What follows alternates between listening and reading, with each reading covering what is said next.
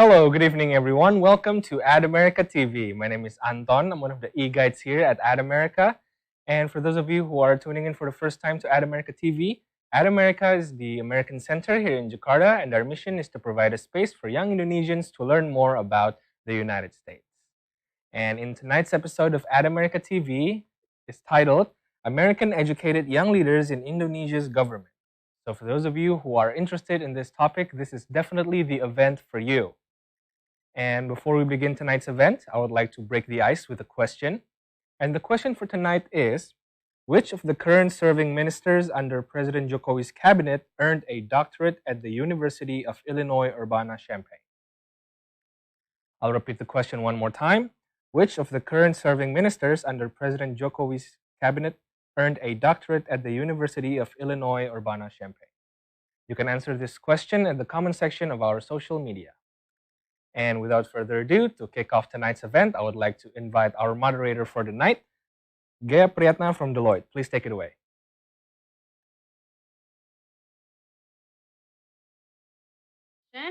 Hi, everyone. My name is Ghea, and I am going to be your moderator for today's session. So before we start our session on this American Educated Young Leaders in Government, I'd like to invite all of you to watch this next opening remarks by Mr. Steve Weston, who is the Deputy Political Counselor from the U.S. Embassy in Jakarta.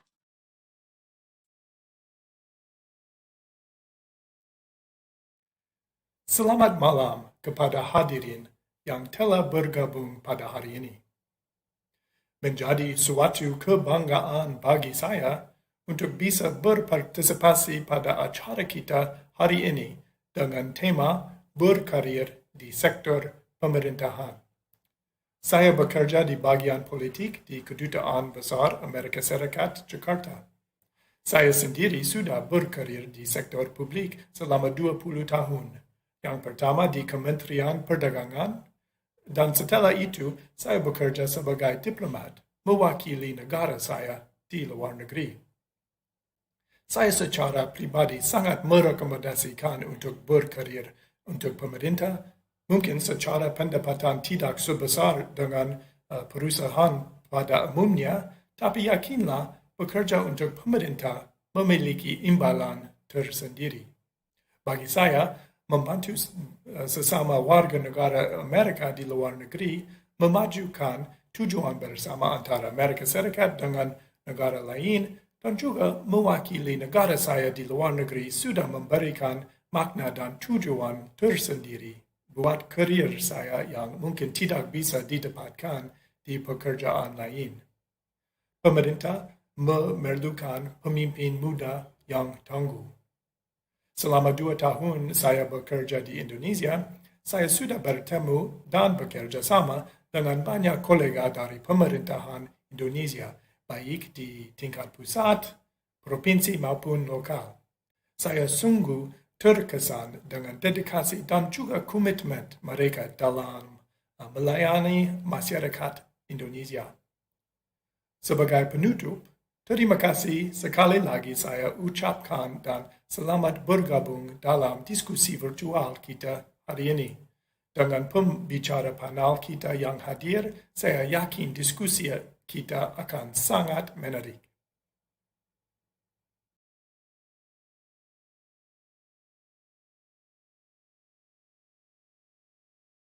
Wow, thank you so much, Mr. Steve. That was really wonderful opening remarks. Very awesome accent on the Indonesian part. So we really appreciate that. And so with that prelude, I'm thrilled to introduce all of you to our exceptional speakers today. We have 3 really cool guests for our session today. They're all lawyers, so a little bit fancy. But so they all graduated from prestigious universities in Indonesia and have managed to continue their education in America. And they're going to share a little bit of that insight with all of you within our session today. So this all ties back to the topic of our session, which is the American Educated Young Leaders in Indonesian Government. So without further ado, let me introduce to each one of the speakers today. The first one is the lovely Miss Priska Sufhana. She is an experienced legal counsel and policy analyst with experience working at government offices. She graduated from the University of Michigan Law School in 2015 and currently is working as the legal staff to the Board of Commissioner in Pertamina. Hi, Mbak Priska. Thanks for joining us Hello, today. Ghea. Thank you for the introduction. Thank you. My pleasure. Nice to meet you. So excellent. Now the second speaker that I'd like to introduce you to is Mr. Erwin Prasetyo. He is an international trade enthusiast. He has chosen to pursue his master's degree from Georgetown University Law Center with a certification in World Trade Organization law. Very cool. Hi, Pas Erwin. How are you? Oh yeah, salam kenal. It's nice. Salam kenal juga. Nice to have you join us. Mhm. And finally, our last speaker is Mbak Shanti. Miss Shanti graduated from University Indonesia with a Bachelor's of Law in 2008. She took a job on the legal staff in the Ministry of Finance in 2010. And in between her work as part of the legal staff, she took a master's degree from Georgetown University Law Center, focusing on jurisprudence and U.S. law. Cool, Mbak Shanti. Nice to meet you here. Hello, Ghea. Hi. Okay, so I guess we have everyone introduced, and I'm really thrilled and excited to kick off the session.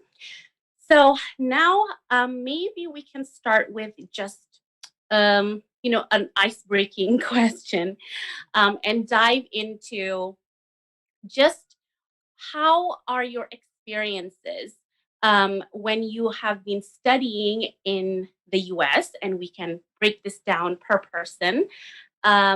Maybe if you can all share just briefly, how do you think that an American education impacted your career pursuit and development in the Indonesian government?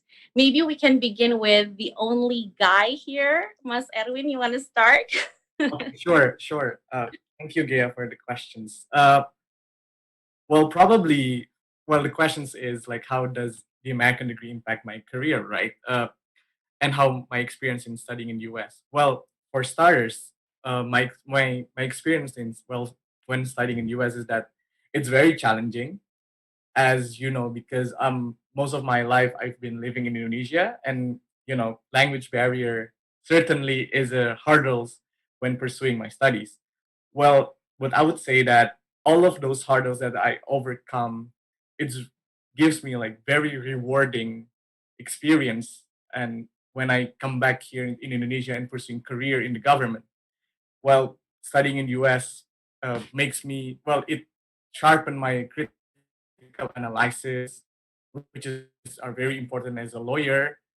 And their culture of networking really helped me to be more brave, more bold, and dare to meet new people, experience new things. And it's really something for me because I'm an introvert person. That's what I would like. That's cool.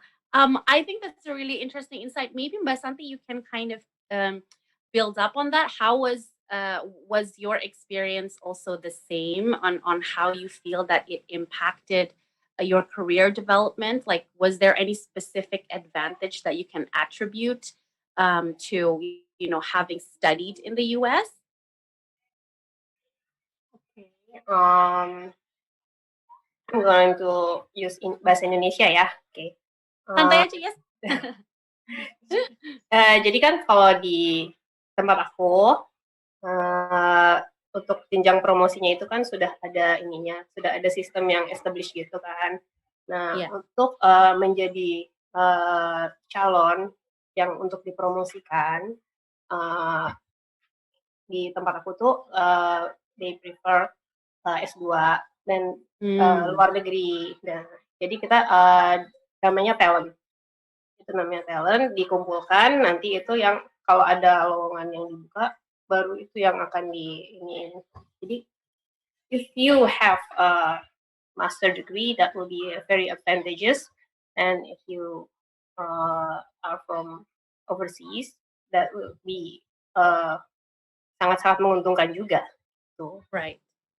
So this is more like an added value step, yeah, because different to maybe Mas Erwin, you've actually already started your career first, and then you pursued your master's degree. Am I correct, Mas Erwin, or did you also start? No, I'm a fresh graduate when I decided to pursue my degree in the US. And after coming back to Indonesia, then I applied for a job in the Ministry of Trade. So it's quite different with Mbak Shanti, whereas she started on the ministry and I joined later after my graduation. Right. Oh, well, this is also a little bit of a different path with what Mbak Priska actually also pursued. So maybe you want to share a little bit, Mbak Priska, about how you think your American education impacted your career development or your career choices in the government. Okay. Before that, like I'm pretty sorry because my connection is lost. I think it's a cliche reason every time we use Zoom or M Teams, right? So yeah, Right. so basically, like to catch up with the discussion. So basically, what I learned most from being the American graduate working for the government, it's basically that you have different structure of thinking. So like what I was taught in University of Michigan, they taught me to think like really free, that to think out of the box on how you see a case, especially legal cases, that you can see from like many point of views. Like in Indonesia, it's like a black letter laws, right? So you see what's written and only like apply it in that. But like in America, you're working in like jurisprudence, right? So basically you have to see from every single angles that is possible. So it's really, really affecting how I'm thinking, and in seeing an issues and everything like that. So yeah, basically that's the most intake that I have, like that I get from US universities. Right. So from what I hear from all of you is actually that the American education really kind of entices this new way of thinking, especially, I mean, you are all pursuing a master's of law. So it was a different legal system as well. In Indonesia, it's civil law, and then over there, it's common law. So it's like a very different way of thinking. And I guess that it initiates a little bit of a more innovative, critical analysis, and that can help in building the career. Well, how about your cultural experiences in America? Like, did that have any impact on how you carried yourself when you're pursuing your career development here? Yeah, I mean, I think maybe the audience would like to know a little bit more about that. Mbak Santi, you want to start? Well, kalau kita kuliah itu kan salah satu yang diajarkan kan pola pikir ya, gimana kita cara berpikir. Kalau pas aku kuliah di Amerika kemarin, kan kita ngambil LL.M. Jadi banyak banget mahasiswa dari negara-negara yang bahkan kita nggak tahu, ada ya negara ini gitu.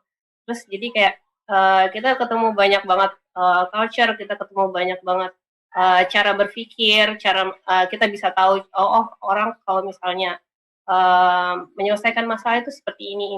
Itu sih yang paling berasa banget dari kuliah di Amerika. Yeah, they're a little bit more, I mean, the American culture is more informal, I guess, informally informal. So there's a little bit of a relaxed element to it. I don't know, Mas Erwin, you have some opinion. You look like you're about to say something. Okay. Well, the most challenging part of the culture is the US education system had this called Socratic method. I'm sure Mbak Santi, Kak Priska would attest to this, but but it's really challenging and different from what we have in Indonesia, where in there the professor is more lax, and usually you are assigned like to read hundreds of pages of books before the class, and when the class came in, you need to present your argument, not only to describe what you read, and you have to defend it in front of the class. And for law school, they have this called cold call. So you would be called out of the blue, and you have to present something with, and you would be put on a, you would be ashamed if you cannot answer or then your argument, which is really scary.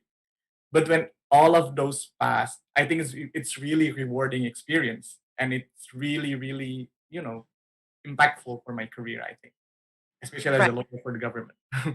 I think it builds confidence, right? And Yes, and yes. that's probably something that the Americans have naturally as well. It's like they're built, to be confident from even early on, and for us to learn that while we're taking our master's degree, I think that's probably something beneficial for a lot of people who would like to pursue their graduate education. What about Mbak Priska? Do you have any insight on like this cultural aspect? Well, so basically, what I learned a lot is about the work ethic, because when school in the study in law school, basically, like American people, they say the top two most difficult school in the US is like the first one is gonna be like the doctor, like medical school, and then after that to become a lawyer. Right. So basically, the studying there is really teaching me the work ethic. You have to be disciplined, because studying is not like working. No one's giving you the deadline. Well, actually, you have deadlines, but you are the one who you gotta create your own pace, and also you gotta create your own schedule, right? So basically, dealing with all the courses and classes. That's one, the work ethic. And the second one is like US is like really teaching me to be a tough cookie. Like, though that you're really tired, you just want to sleep, like you're begging to sleep, but like you cannot. So you have to be tough, and you're alone there. So basically, like, you don't have anyone there. Your family is really far away. So yeah, it's really giving me a very good experience ethically in working. And then after that, you have to be a tough cookie. Right. Yeah. Well, I think like all three of you have managed to really highlight just how helpful or how impactful these American education and the cultural aspect as well has kind of helped you forge in how you build your career in the Indonesian government. So I can say that it's positive, more so than the scary part. Yeah. Right. But I have a question more for the female. Well, actually, Mas Erwin, you're welcome to jump in anytime. Okay. But just on a question on the participation level of women, just representatives in the government.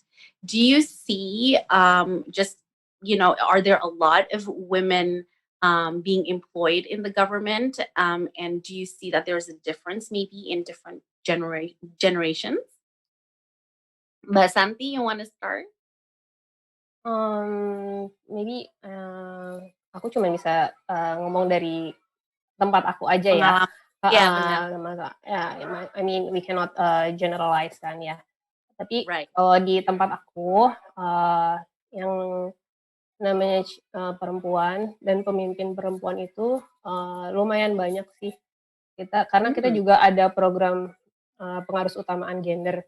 Jadi kantor itu memberikan dukungan kepada pegawai-pegawai wanita untuk tetap bekerja dengan produktif, tapi juga bisa mempunyai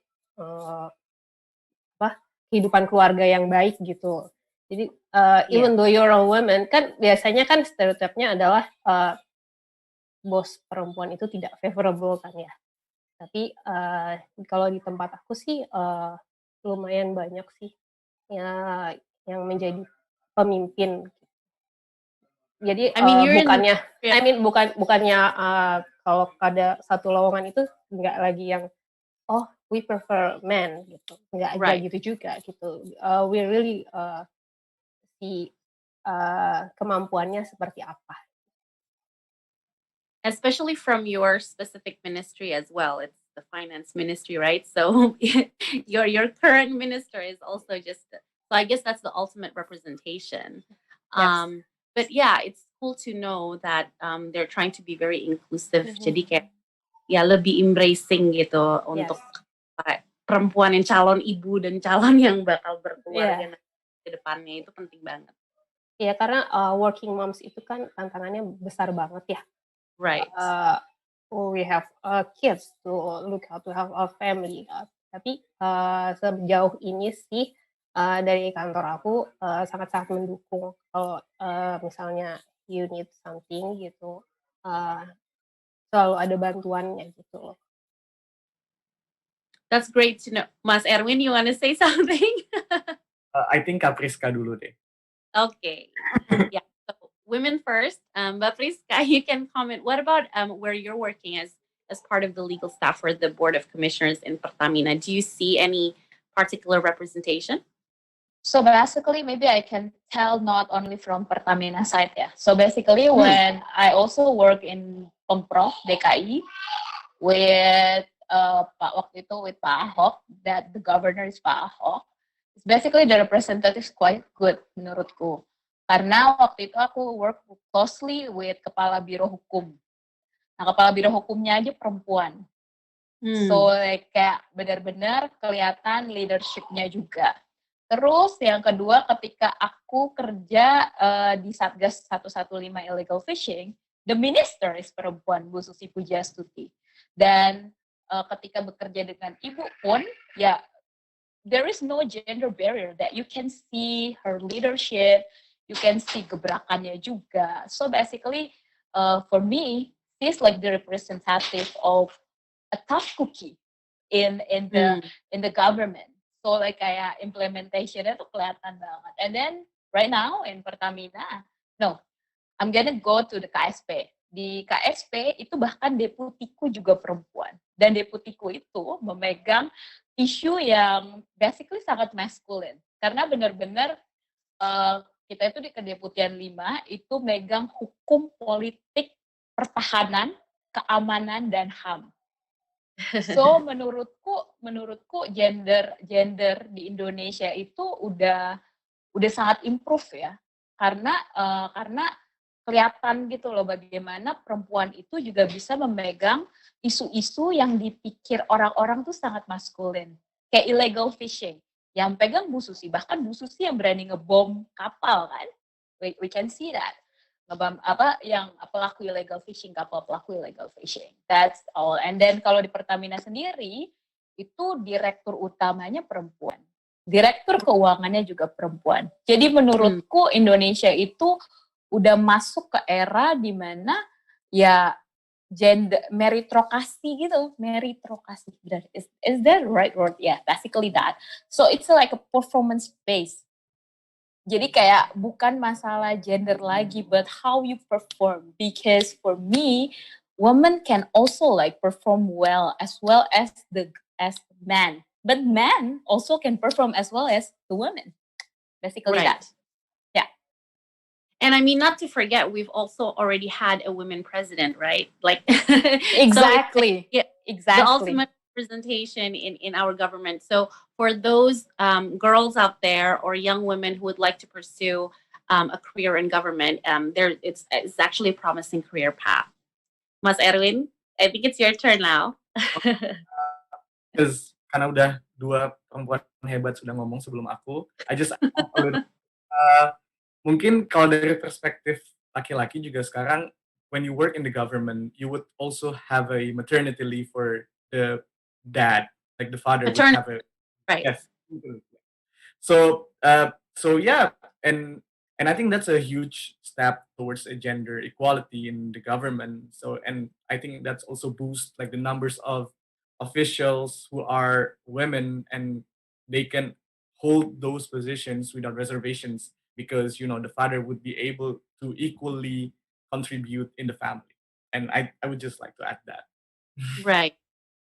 Well, that's a very positive, I think, encouragement as well for a lot of the future employees or people who would like to pursue a career in the government. So they know that, oh, there is equal representation. There is a career path that you can pursue. Now, I just want to retract back a little bit back onto the US education aspect. I know that not all of your colleagues have had an experience in American education. Maybe some of them have, from European or other jurisdictions. Do you see any particular difference in your career paths, or maybe in different advantages, or maybe you can all comment? I don't know, but Priska, you want to go first this time? Okay, I'm gonna go first. Again, going back to struktur berpikir, how you think, karena kan memang tiap sistem itu, tiap negara beda-beda ya, edukasinya, kurikulumnya, jadi memang pasti ada perbedaan. Kalau dari US graduate, I can see how kayak the freedom to think-nya tuh kelihatan banget, itu pertama. Emma the freedom to speak, itu juga kelihatan. Bahkan waktu aku di KSP sebelum aku pindah ke Pertamina itu ada satu orang bilang gini, yang aku ingat dari Priska itu orang yang sangat merdeka. Jadi kalau misalkan Priska itu pendapat, dan I know that I'm right, that of course like legal basisnya kuat dan juga datanya ada, itu aku nggak akan segan-segan mendebat. Jadi menurutku yang bahkan kan aku kan S1-nya di UGM Jogja kan, so it's like Japanese culture. They expect me to be sangat halus gitu. But then aku bilang sama mereka, ya mungkin abis dari UGM ke Amerika, jadi tuh ada combine. It completes each other actually. Kayak karena menurutku sekolah di Amerika itu juga bukan berarti mengubah who we really are. Right. We're still Indonesian people, and we still have like our value on that. I mean, we still have like kebiasaan kita tuh pasti akan tetap melekat. So ya, jadi menurutku memang satu struktur berpikir karena setiap kurikulum itu beda, dan yang kedua itu adalah the way we speak. It's really different. I don't know ya, tapi mungkin yang lain mungkin bisa berbeda lagi gitu. Tapi ya, itu yang aku kerasa banget bedanya. Do you agree with that, Mbak Shanti, that there's a little bit of that confidence, that vocal, that you become more vocal gitu? Itu juga ya, Mbak Shanti? Atau ada tambahan lain yang maybe insight lain gitu? Ya, menurut aku sih semua yang pergi ke luar negeri kan pasti akan mendapatkan hal baru ya. Cuman kalau misalnya di Amerika kan memang kita mengutamakan kebebasan berpikir dan berpendapat kan. Terus tapi dengan belajar hukum kamu tahu, kamu punya kebebasan berpendapat, kamu punya kebebasan berpikir, tapi itu tidak benar-benar free, nggak ada batasannya. You have to know juga, memang ada batasannya juga, tapi itu tuh sangat di-encourage. Bahkan kalau misalnya kita kuliah dikasih permasalahan nih, terus kita harus menyelesaikan masalah itu, dosen aku suka bilang there's no right answer sebenarnya kan. Right. It does just depends on your argument. Apalagi kan kita anak hukum ya, itu yang melatih kita untuk melihat bahwa kalau misalnya orang berbeda pendapat sama saya, itu belum tentu saya yang benar dia yang salah, atau dia yang benar saya yang salah. Itu berasa banget sih. Terus kalau misalnya di Amerika itu kan yang paling aku rasain itu dari university, dari dosennya itu membantu. Kan kalau kita kuliah S1 ya bukannya gimana ya, cuman culture di sini kan dosen itu gitu banget kan ya, harus tahu segalanya kita harus banget sama dosen. Cuman pas kuliah ke Amerika, terus dosennya berkata, kita belajar bareng-bareng ya. Itu benar-benar kayak, berarti walaupun dia bergelar ini dan dia itu mengajar kita tuh juga bisa membagi ilmu juga ke dia. Itu berasa Yeah. banget. I see that as well. See, a lot of the participation and the contribution itu memang agak beda in the American cultures. Because for me, I graduated from the Netherlands, but I also went on exchange to the Washington University School of Law. So I went and I experienced that type of teaching, and I do see the differences in theory versus practical. You know, so there is that mindset shift that I thought was really rewarding as well. Mas Erwin, you want to say something about that? Well, in terms of career pathways, first of all, I believe that every government agency should be filled with a variety of people with a different background and skill set to ensure that every policy was made holistically and thorough. Well, I believe that the role of U.S. government is U.S. graduate is as much as important as undergraduates. To fill each other roles and to ensure that every policy could have a different perspective. And I cannot speak from other people's experience, but having a master degree from US institutions really opened more opportunities for me.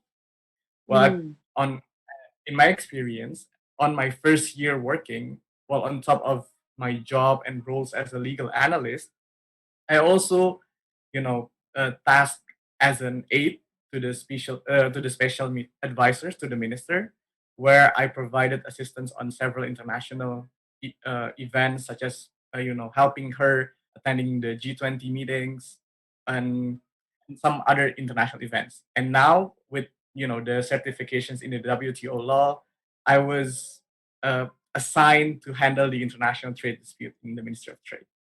So yeah, it really helps me right now.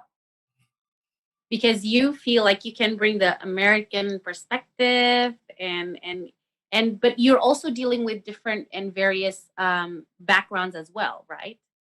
Correct. Yep. But okay, when you are right now in the government, do you see that there is a challenge for you when you are trying to introduce some of these cultural aspects that you learned from your American education? Is it hard to kind of contribute with that way of thinking? Do you still face some challenges? Maybe you can share some of the challenges that you face. But Priska, you want to start this one off? Well, actually going back to what Erwin said ya, menurutku memang the cultures is like completes each other. Jadi memang tidak semua pelajaran atau culture yang kita dapat di Amerika itu bisa plek-plekan kita implementasikan di Indonesia. Ya, nggak bisa. Karena balik lagi seperti aku bilang, it's totally different. Tapi hal-hal yang positif itu sebisa mungkin aku pasti sharing. Aku pasti bagi. Seperti tadi Mbak Shanti bilang bahwa Amerika itu membuat kita lebih neutral minded, lebih open minded, bahwa ada satu opini, kemudian ada opini lain. Doesn't mean opini A dan B ini benar atau salah, tapi bisa jadi it completes each other. Or we simply can be like agree to disagree. So basically yang aku lakukan sih bukan challenge ya, karena menurutku lebih ke arah bahwa sharing aja. Jadi ketika misalkan ada orang lain yang mungkin tidak menerima cara berpikirku atau struktur berpikirku atau bukan pendapatku, then I have to be able to manage myself too by accepting the fact that there are different opinions and there are situations where we can only just agree to disagree. Karena balik lagi, pembuatan policy itu dari semua angle dan harus lihat juga dari semua celah gitu. Justru dengan perbedaan pendapat itu kita bisa lebih dapat policy yang sangat kuat gitu. Itu sih kalau dari aku ya, kalau aku tidak melihat itu sebagai challenge, tapi itu lebih ke arah add the color in discussion. So yeah, I like that term, add a little color to the discussion. I think it's I think that's a really good point. It maybe people would probably want to know, is there a little bit of resistance in the government with this type of communication? And even though it's obviously helpful if you blend it, if you blend this type of communication, but do you face resistance when you are showing this kind of more vocal attitude, etc.? I think, maybe it's helpful if they know, is there some level of... So basically sih kalau resistance sih nggak ada ya. Coba mungkin bukan resistance, lebih ke arah kerenyitan dahi. Kalau misalkan we're Surprise. too vocal, the gesture. Tapi then again, balik lagi seperti tadi poinnya Mbak Shanti, kalau dari Amerika itu memang kita tuh kan diajarkan untuk menurutku nggak cuma di Amerika ya, bahkan semua university di dunia ini seharusnya itu akan mengajarkan sebelum berbicara kita harus tahu dulu datanya, kita harus tahu legal basisnya, apalagi anak hukum kan. Nah jadi menurutku kalaupun kita merasa benar dan kita merasa ada oponen itu salah lah gitu ya misalkan ya, walaupun tidak ada benar dan salah, ketika kita udah tahu kita pasti tahu cara untuk mendelivering it in a very sopan juga gitu. Jadi menurutku it's a matter of approach.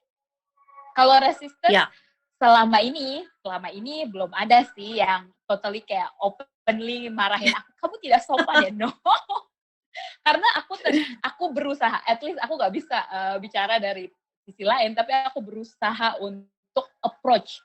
Karena menurutku poin seberapa pentingnya satu poin, kalau approach dan attitude kita menyampaikannya itu tidak oke, menurutku hasilnya penerimaannya juga kurang oke. Gitu sih. Right. Thank you, Mbak Priska. I think that's a very important point. What I do want to highlight is from implicitly from what you said, it's also the fact that the American culture kind of encourages you to speak up, but also to maybe approach different layers of the government more confidently. Sedangkan mungkin yang kayak before you had that type of exposure, mungkin lebih agak takut atau agak sungkan atau segan untuk approach somebody who's far more your senior, for example. Do you think that that's true, Mas Erwin? You're lagi ngangguk-ngangguk. Well, I would like to mungkin agak little bit summarizing apa yang Kak Priska bilang ya. Mungkin US culture like how to be true to goal or being pragmatic aja sih. Jadi maksudnya at least your points getting across. I think that's the most important, and also being solutive to the problem. I think that's the key takeaways from having an US education's background, and also adding to the points on how the confidence that we have on approaching some of a high level person. I think also helps us to balance or untuk menimbang aja what's the pros and cons, having to be blunt at certain times, or you have to reserve your opinion. But ultimately, I think the US culture on being confident and everything and voicing your thoughts, it's really matters, I think. Yeah, they're all about the freedom of speech and their rights, right? So I think that that's what I see from all three of you today as well, is how you are so freely vocalizing your thoughts. Mbak Shanti, you have any points to add this? Tambahan? Kayaknya udah cukup sih. Ya seperti aku bilang tadi aja sih. Kalau dengan aku belajar di Amerika itu aku tahu bahwa it's okay to have opinions, but it's okay to have opinions, but you seperti kata Priska dan Erwin juga, pendekatan cara kita menyampaikannya juga penting, karena kan gimana pun juga namanya kita bekerja di pemerintahan, ada atasan-atasan yang perlu kita hormati dan ada batasan-batasannya yang tidak bisa kita tabrakan. Nah, dari situ kita belajar gimana sih cara menyampaikannya yang baik. I think that's very wise.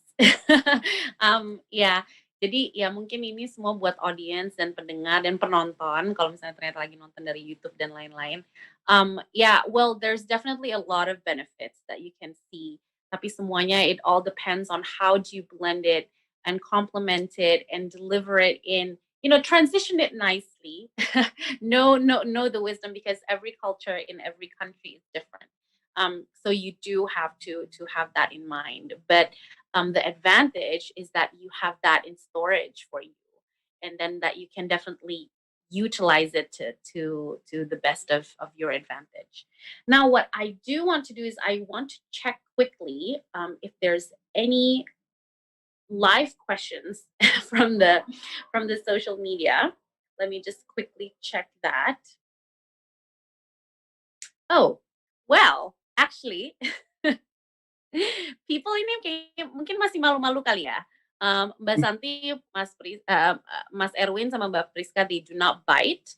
So if any of you have any questions tentang belajar di Amerika and what impact it does have in your government careers, please do just submit your questions in the Dropbox, whether in YouTube or Instagram, and you can have them answered by now.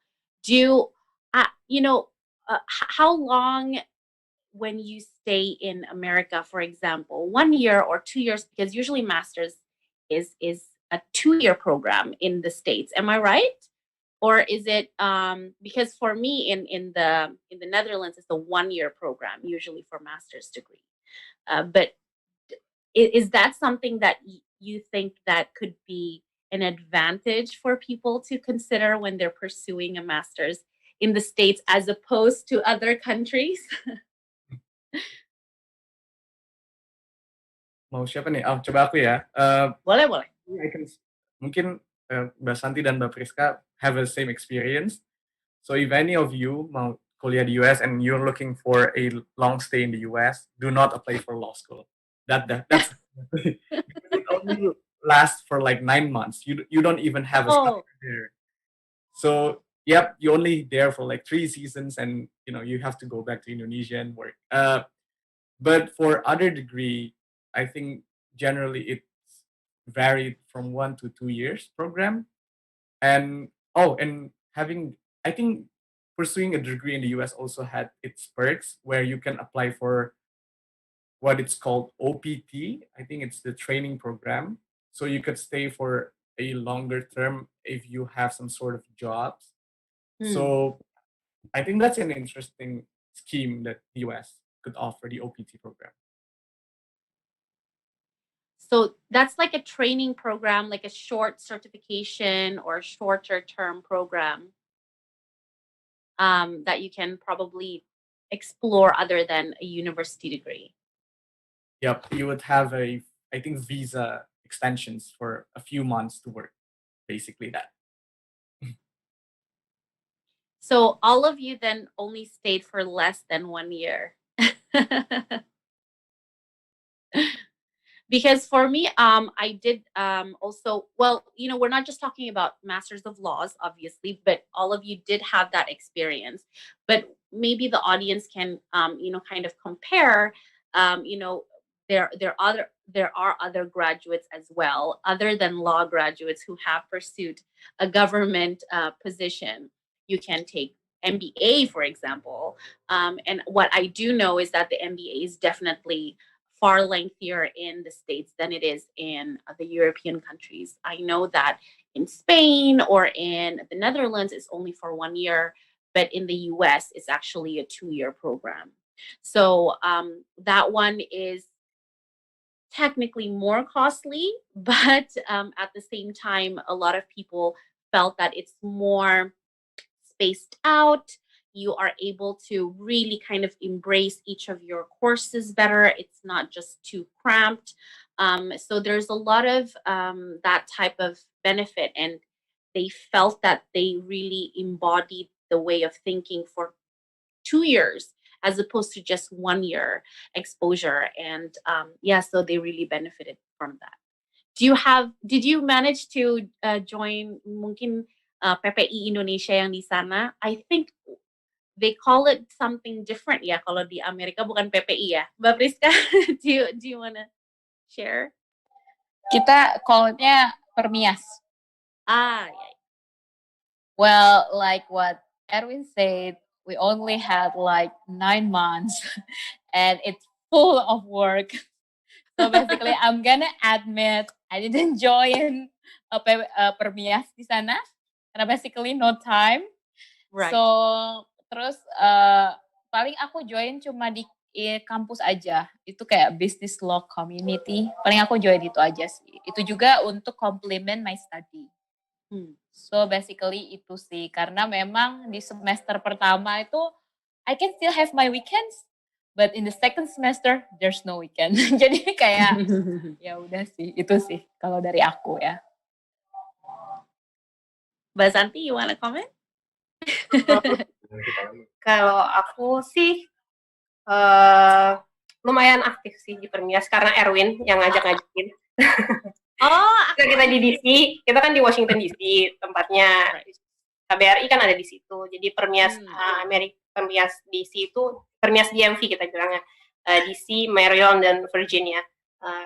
Itu lumayan aktif bergabung dengan acara-acara KBRI di situ. Terus waktu di kampus juga kita sempat bikin Georgetown Asian Law Student Society. Jadi kita bikin perkumpulan untuk anak-anak ASEAN yang lagi kuliah di situ. Jadi lumayan sih. Mengenai waktu ya, gitu sih. Benar kata Priska, memang menyita banget. Cuman ya, untungnya sih kita masih sempat untuk bersosialisasi dengan orang-orang permias yang lain, dengan anak-anak ASEAN yang lain. Right. Ada berapa kalau pas tahun itu Mbak Shanti, the anggota permias yang khusus dari Indonesia, dari S1 atau bahkan S2 atau S3 gitu? Is there actually a lot of graduates pursuing that? Tahun aku itu lumayan banyak. Karena dari anak law school Georgetown aja tuh ada berapa ya, Win? Ada 6 atau 7 gitu. 7, yeah. Around that number. Itu dari your own university, just from Georgetown? Just not just my university, but dari law school doang. Jadi kalau yang jurusan lain juga ada gitu. Itu sih untungnya. Kalau katanya sih kalau pas tahun-tahun kemarin lebih sedikit, tapi nggak tahu kenapa pas tahun kita lumayan banyak. So it's like maybe about 50-ish people, can I say, or even more? I think less than 50. Yeah, it's less than 50, I guess, maybe 30. Yeah. Right. Rata-rata semua dari graduate school ya, like not just. Yang S1 juga ada sih, tapi ya most master degree. Right. I think that's something that's quite interesting juga kan, kalau misalnya untuk anak-anak yang atau young women and young men who would like to pursue a degree in the States. They want to know if they have that kind of support system or place where they can really bertukar pikir lah, atau bahkan just bersosialisasi, mau apakah bahkan yang simple mungkin pas lagi bulan puasa ya, like you want to like buka puasa bareng atau Ramadan, doing that together. I think that support system helps. And you brought a great point that Georgetown is in fact located in DC. But Mbak Priska, you're in a different place completely. You're in Michigan.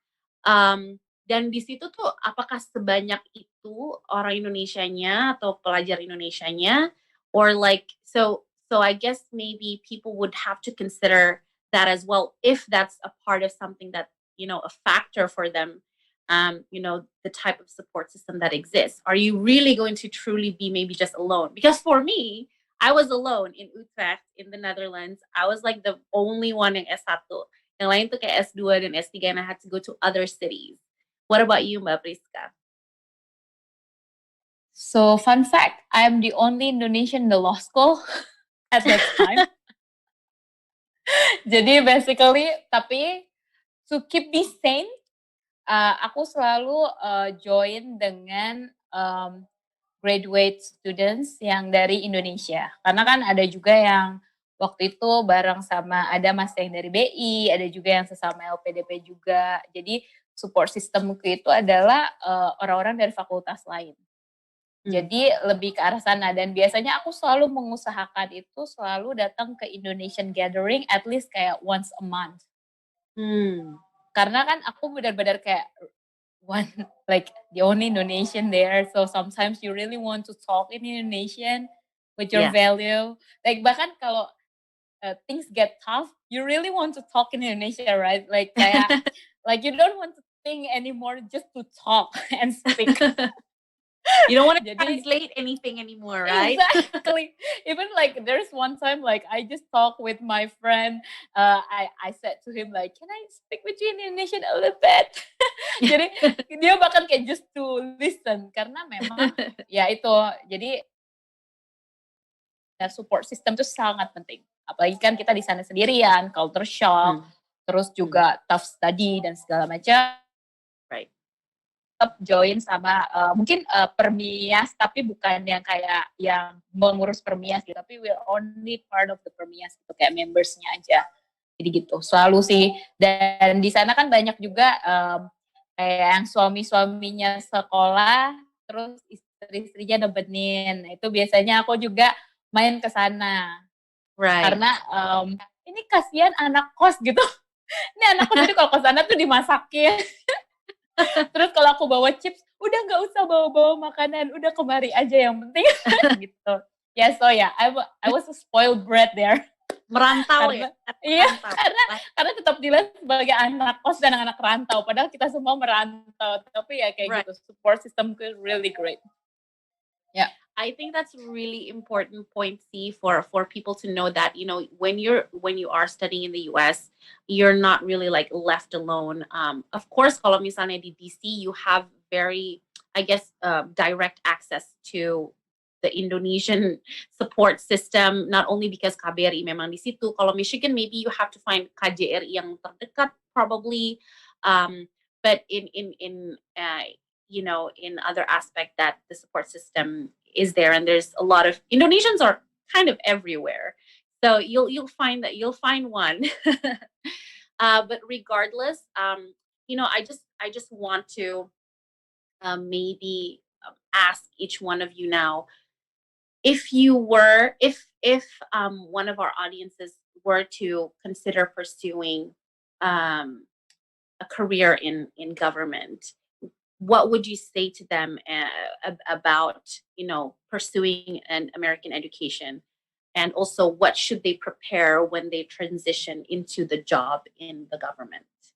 Mbak Santi mau mulai nggak? Kira-kira apa ya? Kalau keuntungan kamu punya degree Amerika, ya seperti aku bilang tadi, gimana pun juga orang Indonesia masih American minded kan sekarang ini. Jadi kalau misalnya kamu punya degree Amerika, itu lebih kayak people expect more than you, so you have to know that people expect more from you gitu kan. Jadi mungkin pada saat kamu kembali bekerja, ya itu aja sih yang harus kamu iniin. Kalau misalnya orang bertanya, oh ini begini, ya, that's the itu akibat dari kamu ini itu dampaknya memang, dan itu menurut aku itu adalah kesempatan kamu untuk berkontribusi gitu. Anyone wanna chime off from that? What? Sorry? You know, Mas Erwin, apakah ada kelanjutan atau mau menambahkan dari Mbak Santi tadi, because that was brilliant. Yep, it is. Mungkin apa yang harus dipersiapkan ya? Mungkin if you want to work in the government and, you know, having a US education as one of your, you know, part of your CV, is that I think you have to be prepared untuk ditanya-tanyain sama banyak orang, because I think US graduate, now the number of US graduates is quite underrepresented in the government. I think a lot of people,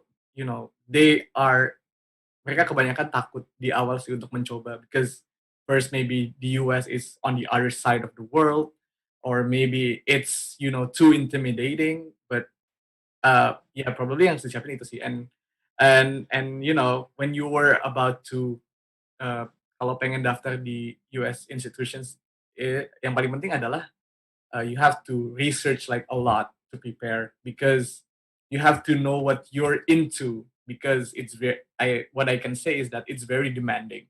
And I cannot say from other people experience pursuing degree in other countries, but in my experience it's really, really demanding. But it's, on the other side, it's also rewarding as well, because you are taught being pragmatic, and you were taught by professionals that are really prominent in their fields. And so yeah, that's basically it.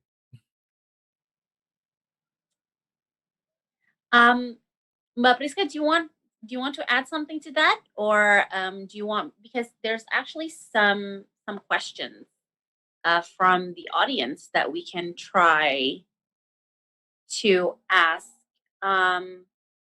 Oh, well, I guess this is more on a technical basis, because someone is asking, apakah mahasiswa diploma 4 memiliki kesempatan yang sama untuk bisa melanjutkan S2 di Amerika?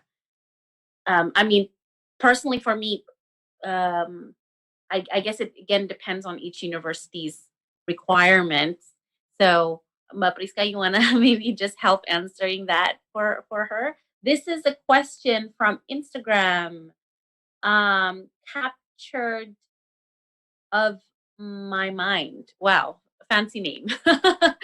So yeah, maybe Mbak Priska, you wanna help answer that? Kalau menurutku itu balik lagi benar ke requirement dari masing-masing university.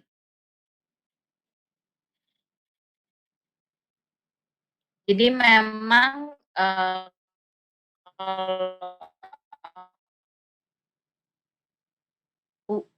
I think we're having some technical glitch. That's no problem. Mas Erwin, sorry, Mbak Priska, we lost you right there because of the internet connection, I think. But yeah, Mas Erwin, you want to help answer that? If what were your hurdles maybe when you're applying? Well, untuk pertanyaan apakah D4 bisa melanjutkan S2 ke Amerika, I think yang harus aku ceritain adalah bahwa biasanya admissions kampus atau bagian penerimaan kampus, they are very open untuk discussions. So I think that's the important point. Maksudnya bukan hanya sekedar masalah apakah D4 bisa S2, atau for any other problems that you might have. I think it's coming back. No, I think she's muted. Okay. Can you hear me okay? Sorry, Mbak Priska, there's a huge glitch in your internet. Okay.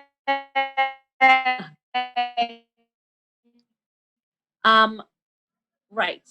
Mas Erwin, I think that maybe we can build off and what you were saying, that definitely the American institutions are far more open to discussion, so you can ask, right? We can inquire to them openly, like whether this requirement fits any of your any of their jurusan gitu. Jadi menurut aku sih that's a very good point. Mereka sangat terbuka untuk menerima pertanyaan. Their administrative personnel are usually very active. They have a dedicated committee and personnel for that. So I think that's an important point. And speaking from my experience, I think aku dulu pernah kayak daftar. Well, on the website they have these deadlines on applications, right? But I emailed them and asked whether they are still open for applications, and they are happy to reply that, hey, the application is still open. But if you are if you don't dare to ask those questions, you won't get the answers. itu yang poin yang paling penting adalah bahwa if you were looking to apply to any US institutions, dare yourself to ask them a lot of questions, and you'll see. That brings to that's kind of tying into one of the other questions. Katanya Kak Erwin, Kak Priska, and Kak Shanti mau bertanya, dengan perbedaan kultur dan metode pembelajaran di US sama Indonesia, apa saja strategi yang kakak-kakak lakukan untuk beradaptasi di awal? I guess it's more on learning strategies. This is from Sophie Awanis. Mbak Shanti, you want to start with that? Sama Indonesia apa saja strategi? Yang paling penting itu sih memang kita harus adaptasi ya, karena kan beda banget ya. Kalau dari pengalaman aku beda banget antara aku kuliah S1 dengan kuliah S2. Sama kan seperti kata Erwin tadi, di law school itu ada namanya Socrates method, yang benar-benar kamu diajak berdiskusi dengan gurunya.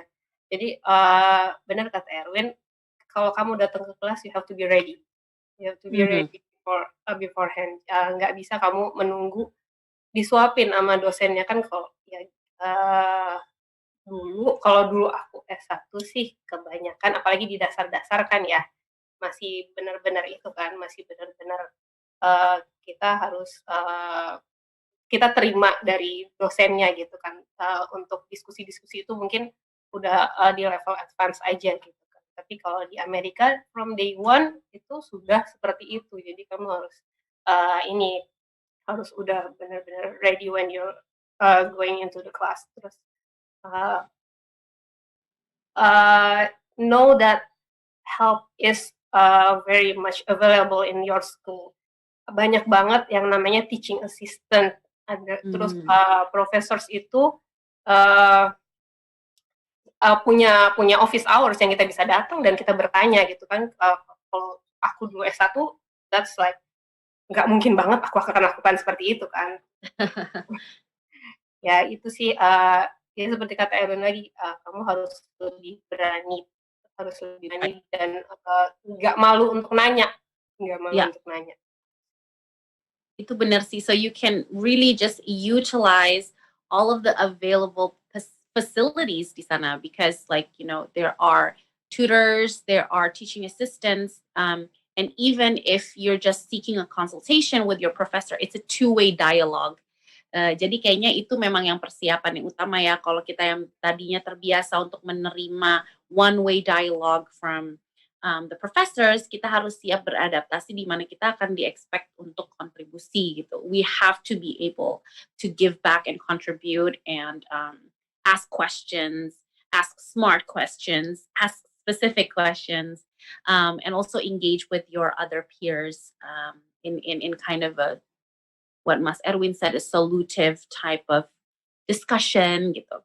Jadi ya mungkin strategi pertama lebih ke mentally prepare yourself ya untuk being open to these different facilities, opportunities, and confidence.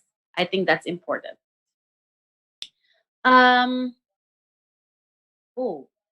Ini pertanyaan dari Radia Mahardika.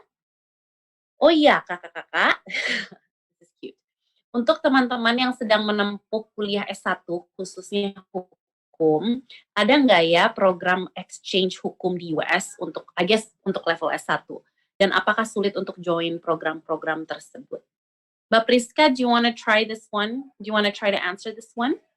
Yeah, sorry, I lost connection again. Really, it's okay. Is the reason. I'm sorry. But before we are going to that question, maybe aku mau add a little bit about the first question that I didn't have any opportunity to answer yet.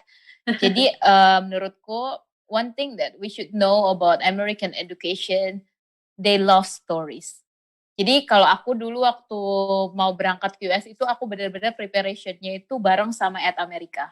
So basically At America itu kan punya education corner. Jadi dari statement of purpose sampai bahkan kayak CV itu tuh benar-benar dibantuin oleh Education USA. Jadi walaupun aku yang menulis, jadi kayak dikasih masukan ini itu. So I think it's also a facility that you can also explore ketika mau berangkat ke US. It's gonna like prepare you not only to when departure time, tapi juga bahkan way sebelum apply. That's first. And secondly, ketika aku di Education USA itu diajarkan bahwa salah satu yang dibagi itu adalah orang Amerika itu sangat suka story. They love story. So basically when you write your statement of purpose or your personal motivation letter, it's really good for you to really know what you want and why you choose a university, why you choose the city, why you choose the faculty. So maybe it's not only even the university, but why the city gitu.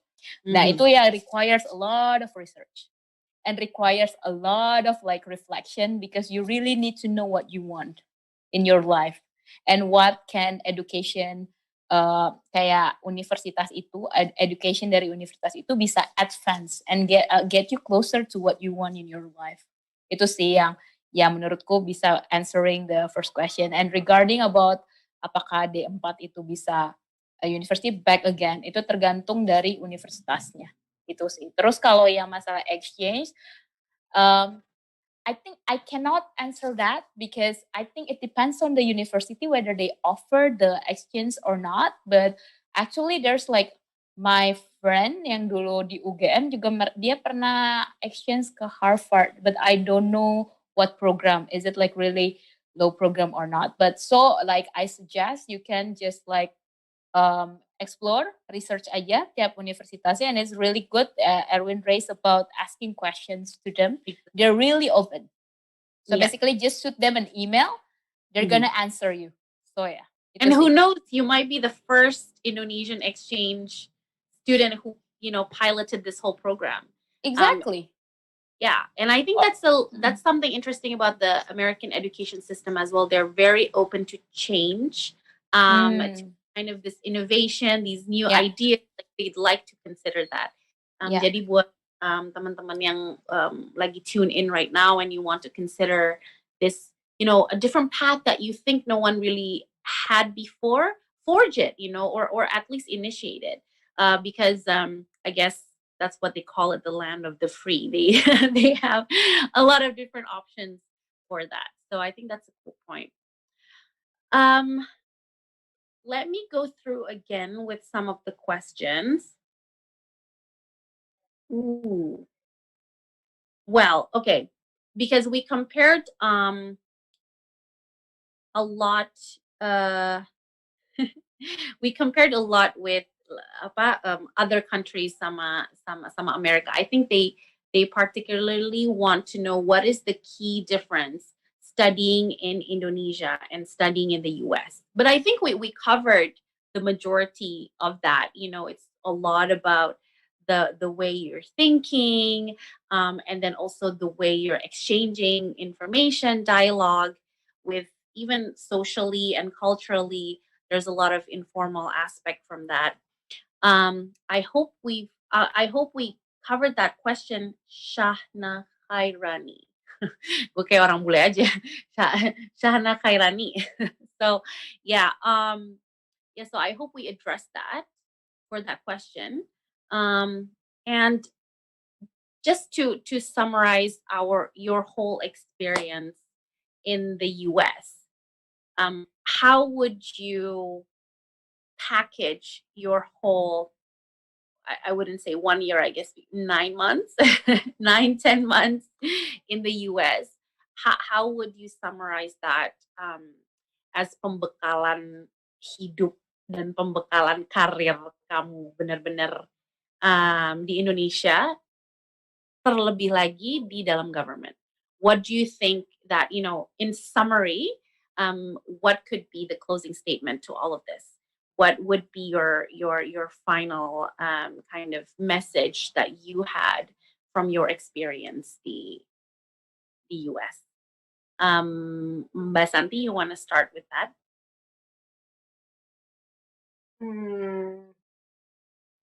Maybe yang lain dulu deh. Yang lain dulu deh. Yeah, we're going in it. Yeah, we're repeating a lot of the the kind of emphasis because it is the bigger highlight of what's the benefit of studying in the US gitu. But maybe like mungkin kayak keywordsnya aja kalau misalnya studying the US itu sebenarnya what tools did it give you when you go to the government, and why should people actually start considering careers in the government when coming back from the US? Why should it be a part of their consideration as opposed to just diving into the private sector, misalnya? Is this something that they should think about even before when they are applying to school? So, maybe the floor is yours, Mas Erwin. You want to take a stab at this question? Okay, sure. Mungkin what could be the benefit of having, maksudnya either way, mau apply to the government job first atau mau kuliah di Amerika dulu. I think having an education background from the US really benefit you if you want to work in the government, because as we know, US is one of the oldest democratic country in the world, and they have a lot of tools and ways to create a policies that we can learn practically, and it's more rewarding probably compared to experience in other universities, I guess, because education in the US, especially for law that I can speak about, is they aim to the emphasis on the practicality, like Yes. yeah, like yep, that I think that's what I want to say. No, but it's definitely true that they emphasize a lot on how does this apply in real life, and why is this relevant? So that kind of question keeps on coming up, and that's great practice for when you are working in a government and you feel like there are policies that you will need to implement. How practical is this? How is this relevant? I think those are really great insights. And so that's a key tool that I guess the American education provided you with. Correct. Priska, you want to take this? Yeah, I think if you ask me about the keyword, it's gonna be eye-opening. So basically, before I went to the US, all I wanted was just I want to be a very good lawyer. I will get rich, and yeah, that's it. But then there was one day in the US where I could enjoy a very great facility. I could enjoy a very great education and stuff like that.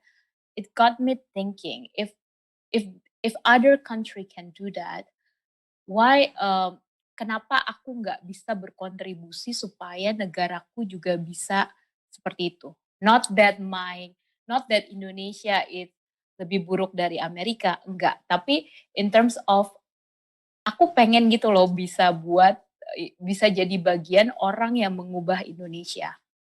Karena kan aku juga dikuliahin di US itu pakai LPDP. Which is ketika aku di LPDP itu selalu diingetin bahwa kalian itu kuliah pakai keringat rakyat. So basically you gotta go back home and you gotta work for your country. You gotta repay them. Jadi eye-openingnya itu in terms of I got a new purpose actually. Kayak benar-benar ngerasa bahwa okay, I don't really want to work for the government after this. Karena menurutku that's the only way you can really be a game changer is like when you have to go to the system instead. Gitu. Jadi kalau ditanya apa yang aku dapat dari US itu eye-opening and life-changing experience. Karena benar-benar di sana lah aku inget banget aku lagi nunggu bus. Terus aku ngelihat sekitar terus kayak wow.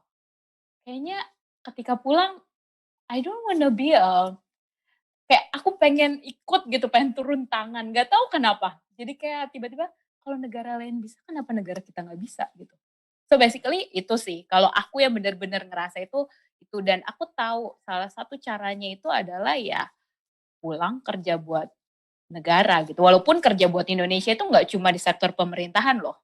Ada juga sektor-sektor lain yang turut mendukung pemerintahan. karena ya negara atau pemerintah tidak bisa bergerak sendiri untuk membangun negaranya. So basically itu sih yang aku dapat the most life-changing experience. Jadi it's really shifted my purpose. Right. Jadi basically Yeah, so like that. It's like the opportunities when you're studying in the US is you're not just learning from the classrooms, but there's a lot of observations that Yes. you take from Betul. just the whole country, the whole system, and like what Mas Erwin was saying, you know, the democratic system or the process, and just how people engage with the idea of their freedom. Yeah, I think that's basically, you know, a real opportunity that people have to take when they're studying abroad. And then sama satu lagi sih, the professors, they are very practical. Yes. Like after you graduated, you know what you gotta do. Yeah. Itu tuh kayak, karena rata-rata profesorku itu adalah mantan hakim, mantan lawyer, mantan in-house legal counsel. So they really can give you a practical cases and can give you a practical solution how to solve the cases. Right. Jadi menurutku itu yang, itu menurutku oke banget sih. Yeah, I think that's definitely an advantage sih kalau misalnya you study abroad. Dan juga ya yang going back to what you said Mbak Priska, karena kan udah jauh di mata tapi dekat di hati ya. Jadi kayak once you're abroad, you feel a little bit more nationalistic. And you know, it's the best channel, I guess, to go back and then give back to your country. Now, again, there are multiple ways on how you can contribute back when you return to Indonesia. All three of you have pursued different types of paths in the government. Not all of you took the same pathway or journey. And of course, there's other opportunities as well to work and apply through the government. And mungkin audience di sini bisa benefit from exploring that. So all of you definitely can just check out and research on, you know, what type of opportunities that you want to find when you're in Indonesia. How do you want to contribute? And while you're thinking about that, and if you are studying in the US, you can use the facility that's there to kind of initiate more, you know, this type of ideas, innovation. I think that and use your communities like Permias, kalau misalnya di Belanda it's PPI, but yeah, I think that brings our whole session to a close about like how this American youth-led education in the government institutions. I think all three of you were so fantastic in giving just a detailed explanation about how the American education really impacted and equipped you in pursuing and developing and enhancing or even choosing your careers in Indonesia. So I thought that was really brilliant. Does any of you want to say any closing remarks? You know, or maybe just a shout out to anyone that you want. Go ahead, Mas Erwin. Okay, sure. Probably untuk closingnya adalah I would like to encourage all of you guys to try. And there are helps untuk aid kalian siapin applications. You can go to the America, which really helpful during the application sampai mungkin nanti mau keberangkatan. And you could also contact all the other US alumni that you can find on LinkedIn. And yep, so basically that's it. And I hope that you can benefit from this discussion. Thank you. Thanks, Mas Erwin. Mbak Priska, Mbak Shanti, do you want to say any closing remarks to our very nice audience here? I'll go first. Kalau pesan dari aku sih, jangan takut untuk mencoba. Sama kayak Erwin bilang, jangan takut untuk mencoba karena kuliah di Amerika itu bukannya cuman impian aja, tapi sangat-sangat doable sih menurut aku. Banyak banget jalan ke sana, banyak banget bantuan di sana. Dan kalau misalnya kan kita lihat we're going halfway across the world, ke belahan dunia lain belahan dunia yang lain gitu kan. It's like a really scary experience at first, but like when you got there, selalu ada ini kok, selalu ada bantuan dan kesempatan yang banyak banget yang bisa kamu ambil dari situ, dan banyak banget ilmu pengetahuan dan pengalaman dari situ. Jadi jangan takut mencoba. There you go. Mbak Priska, closing remarks? Kalau dari aku sebenarnya selain jangan takut mencoba, maybe when you heard this, listen to this session, akan merasa wah kuliah di US susah segala macam gitu. No, basically no. Kayak memang we gave you reality, but it's like a reality that you have to take to achieve your dream. So basically benar, udah bukan suatu hal yang mustahil lagi untuk kita bisa kuliah di Amerika gitu. Bahkan if you're coming from like a not a very like not rich family gitu kan, karena memang kuliah di sana sangat mahal, apalagi law school itu kayak nomor 2 termahal setelah medical school ya. Jadi menurutku banyak seperti ada Fulbright, ada juga LPDP dan mungkin beasiswa lain. So it's not a dream, just go for it gitu. But you gotta take the step first. Don't be afraid. Banyak banget yang bisa. Along the way pasti banyak yang akan membimbing kamu gitu untuk maju. Just go for it. Then when it comes to work for the government, menurutku nggak usah takut dengan perbedaan kurikulum, perbedaan budaya. No, it will enrich you, the way you're thinking, the way you see things, the way you really appreciate how it teach you in so many ways. Apalagi kalau mau ke government kan matanya, telinganya nggak bisa cuma 2 dan 2 gitu. Semua harus bisa, ya semua pemikiran, semua itu memang harus bisa ditampung gitu dan di-consider. Jadi menurutku kuliah di Amerika itu memang sangat-sangat amat membantu. Nggak cuma bahkan kerja di sektor government aja, but in so many ways. Just don't be afraid, go for it, and then you'll be fine. You will always be fine. Trust me. Yeah. Wow, those were very wise. Yeah, go ahead, Mbak Shanti. Aku mau nambahin sedikit dong. Iya. Mungkin aku bisa nambahin bahwa kan kalau kamu perempuan dan kamu sudah menikah, jangan buang mimpi kamu untuk kuliah. Karena aku melakukan sendiri. When I took my master degree, I got a kid. I bring my kid to America. Yeah, you just have to find the right support system. It's doable. It's doable. Jangan cuman karena kamu mikir, oh aku sudah menikah, aku sudah punya anak, that opportunity is closed for me. No. Right. No, itu aku udah tadinya aku juga berpikir seperti itu, tapi ternyata dengan the right support system you can do it. Right.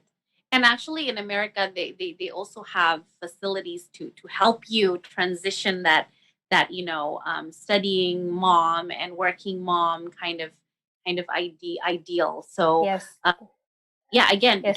Bahkan universitas aku punya daycare di situ. Jadi kalau misalnya kamu bawa anak, kamu bisa titipin anak kamu di daycare-nya, terus kamu kuliah.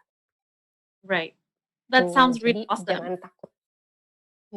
Definitely jangan takut, and definitely take the first step, and then move forward one step at a time, and then you'll complete. Karena kalau misalnya dari awal memang terlihatnya kayak wow, proses untuk apply ke luar negeri itu panjang banget kayaknya. You have to write a motivation letter, you have to prepare your CV properly, you have to fill in so many forms, and then there's the visa forms, and then there's the financial aid forms, and there's so many forms. Yes.